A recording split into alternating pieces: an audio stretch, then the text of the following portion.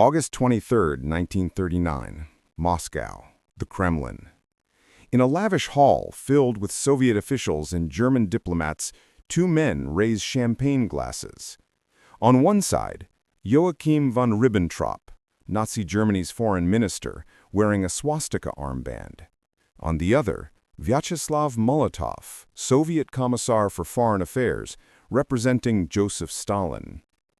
They're toasting a treaty, a non-aggression pact.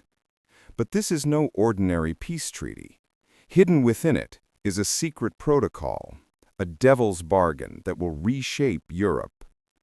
Germany and the Soviet Union, supposedly mortal enemies, have just agreed to divide Eastern Europe between them. Poland will be carved up. The Baltic states will disappear. Millions will be enslaved, deported, or murdered. And Stalin and Hitler will shake hands over the corpse of half a continent. The world is stunned. How could these two ideological enemies, fascism and communism, make a deal? Communist parties worldwide are in shock. German generals are confused. Western leaders are horrified. But for Hitler and Stalin, this isn't about ideology. It's about power, territory, time, and a shared contempt for human life. 9 days after this pact is signed, World War II will begin. This is the story of the most cynical alliance in history. The moment two monsters decided that their ambitions mattered more than millions of lives. To understand why the Nazi-Soviet pact shocked the world, you need to understand just how much Hitler and Stalin were supposed to hate each other. Adolf Hitler built his entire ideology on anti-communism. In Mein Kampf, written in 1924, Hitler declared, "The main objective of National Socialism is the destruction of Bolshevism." He called communists subhuman. He blamed them for Germany's defeat in World War I.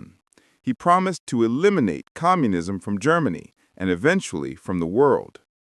Nazi propaganda portrayed the Soviet Union as a Jewish Bolshevik conspiracy, a threat to Western civilization, an enemy that must be destroyed. When Hitler came to power in 1933, one of his first acts was to ban the Communist Party and throw communists into concentration camps. From Stalin's perspective, Hitler was equally detestable. Stalin viewed fascism as capitalism's final, desperate form, the ultimate expression of bourgeois oppression. Soviet propaganda portrayed Hitler as a capitalist puppet, a warmonger, a racist monster. The Spanish Civil War, 1936 to 1939, became a proxy war between them. Germany backed Franco's fascists. The Soviet Union backed the Republicans. They were ideological opposites, fire and ice, good and evil, though which was which depended on who you asked. But here's what both men understood. Ideology is flexible. Power is eternal. By 1939, both Hitler and Stalin faced strategic problems. Hitler's problem: he wanted to conquer Poland, but Poland had alliances with Britain and France. If Germany invaded Poland, Britain and France would declare war. Hitler could handle a one-front war in the West, but a two-front war, with the Soviet Union attacking from the East, would be catastrophic. Germany couldn't fight the Soviets and the Western Allies simultaneously. Hitler needed to neutralize Stalin, at least temporarily. Stalin's problem: Stalin was paranoid, and not without reason. In 1938, the Munich Agreement had given Hitler part of Czechoslovakia. Britain and France had appeased Hitler rather than confront him. Stalin concluded the West wants Hitler to attack eastward. They're hoping Germany and the Soviet Union destroy each other. Stalin had tried to form an alliance with Britain and France against Germany. The negotiations went nowhere. The Western powers didn't trust Stalin. They remembered the Red Terror, the show trials, the purges. And frankly, they preferred Hitler to Stalin. At least Hitler was anti-communist. By summer 1939, Stalin realized the West won't defend the Soviet Union. He was on his own. His choices? Wait for Hitler to attack when he's ready, or buy time by making a deal. Stalin chose the deal. The approach. In May 1939, Hitler made his move. He replaced his foreign minister with Joachim von Ribbentrop, who had one primary mission: neutralize the Soviet threat. Secret negotiations began. Throughout summer 1939, German and Soviet diplomats met quietly, testing, probing, feeling out whether a deal was possible. The public negotiations with Britain and France continued. Stalin was hedging his bets. But by August, Hitler was ready to invade Poland. He needed an answer from Stalin fast. August 20th, 1939, Hitler sent Stalin a personal telegram. "I accept your suggestion to send my foreign minister to Moscow." Stalin agreed immediately. August 23rd, Ribbentrop flew to Moscow. The negotiations took hours, not because they disagreed, but because there was so much to divide. The Molotov-Ribbentrop Pact, as it was officially called, had two parts. The public part, a non-aggression treaty. Germany and the Soviet Union agreed not to attack each other for 10 years. They promised to remain neutral if the other went to war with a third party. There were economic provisions, trade agreements, cultural exchanges. On paper, it looked like a standard diplomatic treaty. The world was shocked, but the public pact seemed almost reasonable. Two rivals agreeing not to fight. But there was a second part, a secret protocol. And this is where the devil showed his face. The secret protocol. Hidden from the world, Germany and the Soviet Union agreed to divide Eastern Europe into spheres of influence. Translation, they were carving up sovereign nations like a pie. Poland would be split.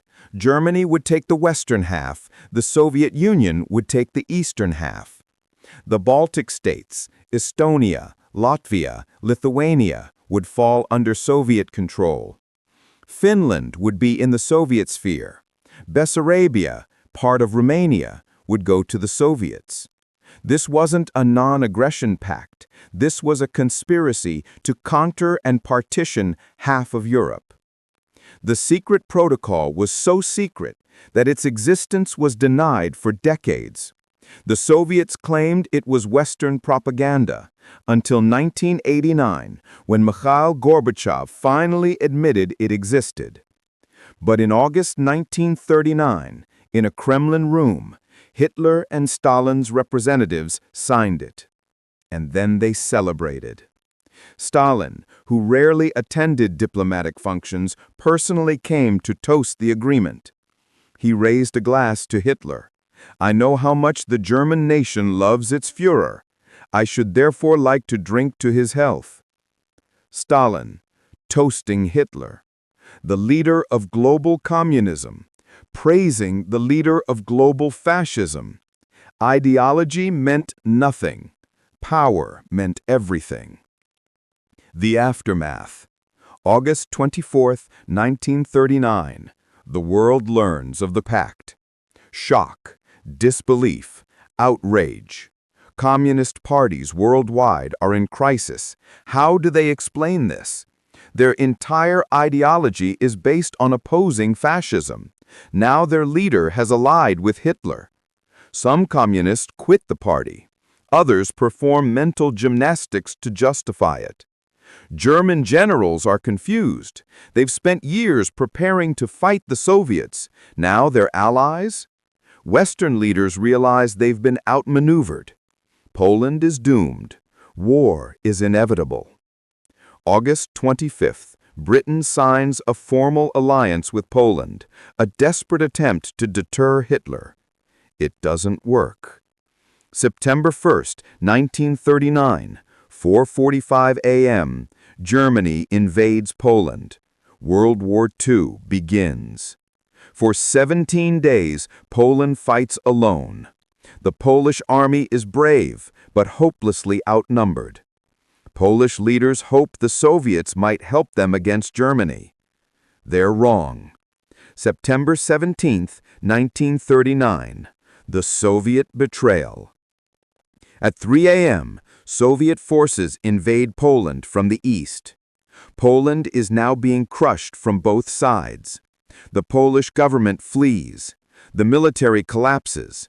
Hundreds of thousands of Polish soldiers are captured. By October 6th, Poland has ceased to exist as an independent nation. Germany takes the western half. The Soviet Union takes the eastern half. Exactly as the secret protocol planned. But the killing has only just begun. The Nazi-Soviet pact didn't just divide territory. It unleashed two regimes of unprecedented brutality on millions of people. The German occupation. In Western Poland, Nazi Germany implemented its racial ideology immediately. Jews were forced into ghettos. Intellectuals, priests, and political leaders were executed. The goal was Lebensraum, living space for Germans. That meant eliminating or enslaving the Polish population. Hundreds of thousands of Poles were deported, forced labor, concentration camps. This was the beginning of the Holocaust in Poland. The Soviet occupation. But the Soviet occupation of eastern Poland was equally brutal. Stalin ordered mass deportations. Over 1.5 million Polish citizens were sent to Siberian labor camps, the Gulag. Entire families, children, elderly, loaded into cattle cars and shipped east. Many died on the journey. Most never returned. The Soviets targeted Polish military officers, government officials, landowners, intellectuals, anyone considered a threat to Soviet control. And then came the Katyn massacre. April-May 1940, Katyn Forest. Soviet secret police, the NKVD, executed approximately 22,000 Polish officers and intellectuals. They were shot in the back of the head, buried in mass graves. For decades, the Soviets blamed the Nazis. It wasn't until 1990 that the Soviet government admitted responsibility. This was Stalin's method of securing his new territory. Eliminate anyone who might resist. The Baltic states. The secret protocol gave the Baltic states to the Soviet Union. June 1940, Soviet troops occupied Estonia, Latvia, and Lithuania. Elections were held at gunpoint. Surprise, the people voted to join the Soviet Union. Mass deportations followed. Tens of thousands sent to Siberia. The independent Baltic nations disappeared from the map. They wouldn't reappear until 1991. Finland. Stalin also wanted Finland, but Finland fought back. November 1939, the Soviet Union invaded Finland in the Winter War. The Soviets expected an easy victory. They had overwhelming superiority in troops and equipment. Finland shocked the world by holding out. For 3 months, Finnish forces fought brilliantly against impossible odds. The war became an international embarrassment for Stalin. The Red Army looked incompetent. Eventually, Finland was forced to cede territory, but it remained independent. Small consolation for 25,000 Finnish dead. The Nazi-Soviet partnership. For nearly 2 years, Germany and the Soviet Union weren't just non-aggressors, they were partners. The Soviets supplied Germany with oil, grain, raw materials, strategic metals. This was crucial for Germany's war effort. Soviet resources helped fuel the Nazi war machine that was conquering Western Europe.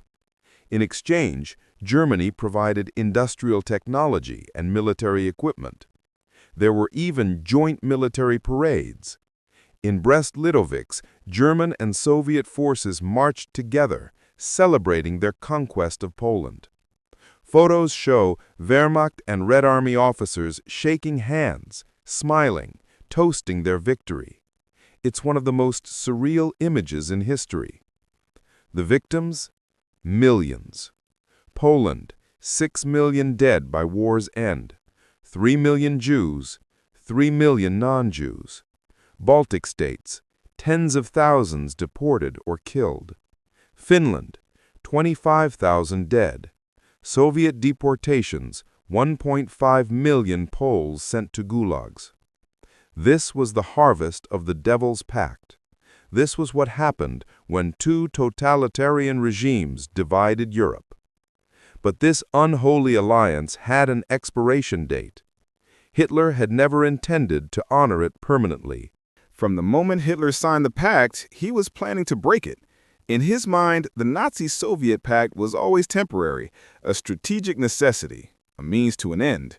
His ultimate goal never changed: destroy the Soviet Union, enslave the Slavic peoples, colonize the East. Stalin, for his part, knew Hitler would eventually attack. He just hoped to buy enough time to prepare. He didn't get enough time. June 22, 1941. Operation Barbarossa. Less than 2 years after signing the pact, Hitler launched the largest invasion in human history. 3.8 million German troops, 3,350 tanks, 2,770 aircraft. They smashed across the Soviet border on a front stretching from the Baltic to the Black Sea. Stalin was caught completely off guard. Despite intelligence warnings, despite reports of German troop movements, despite every sign that an invasion was imminent, Stalin had convinced himself Hitler wouldn't attack yet, that Germany wouldn't risk a two-front war while still fighting Britain. He was wrong. The initial German advance was catastrophic for the Soviet Union. Entire Soviet armies were encircled and destroyed, millions of soldiers captured, vast territories occupied. By December 1941, German forces were at the gates of Moscow. The Nazi-Soviet pact was dead, burned away by the fires of Operation Barbarossa. Now the two dictators who had toasted each other in 1939 were locked in a death struggle, a struggle that would kill 27 million Soviet citizens, 4 million German soldiers, countless millions more across Eastern Europe. The irony? The pact that was supposed to protect both nations ended up making the war worse. For Stalin, the pact bought him 2 years, but those 2 years were wasted. His purges of the military in 1937-38 had left the Red Army unprepared. When Barbarossa came, the Soviets were disorganized and demoralized. For Hitler, the pact gave him the freedom to conquer Western Europe, but it also gave Stalin time to industrialize and prepare.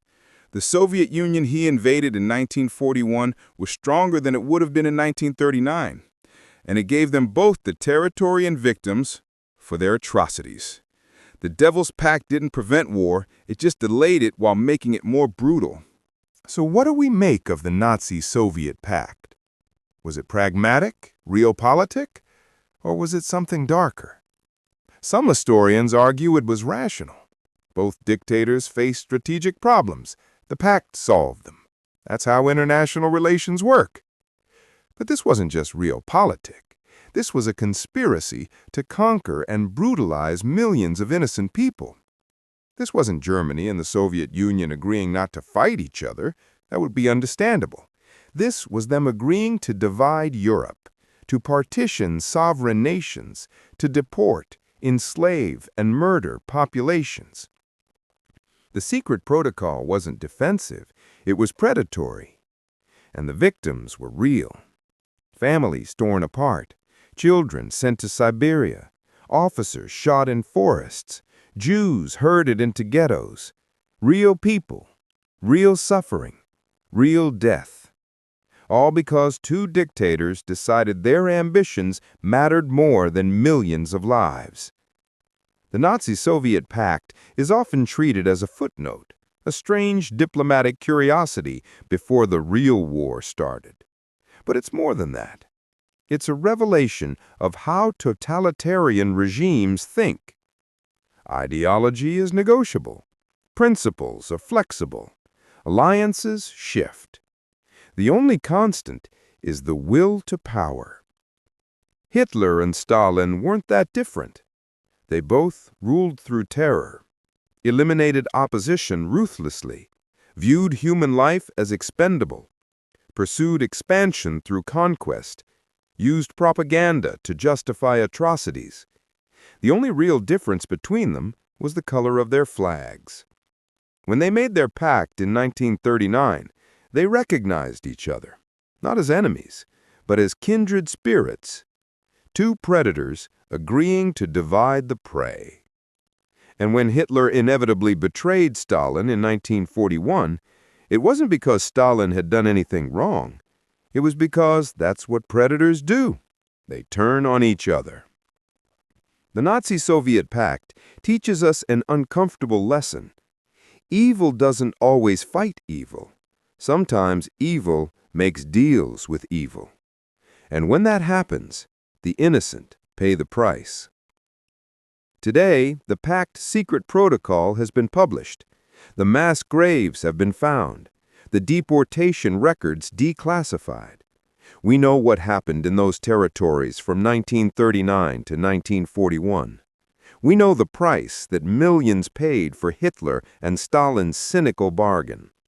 And we know this: when dictators shake hands, someone always bleeds. The Nazi-Soviet Pact lasted 22 months. In that time, millions died. Nations disappeared. Families were destroyed. All because two men in a room in Moscow decided that power mattered more than human life. That's the devil's pact. And the devil always collects.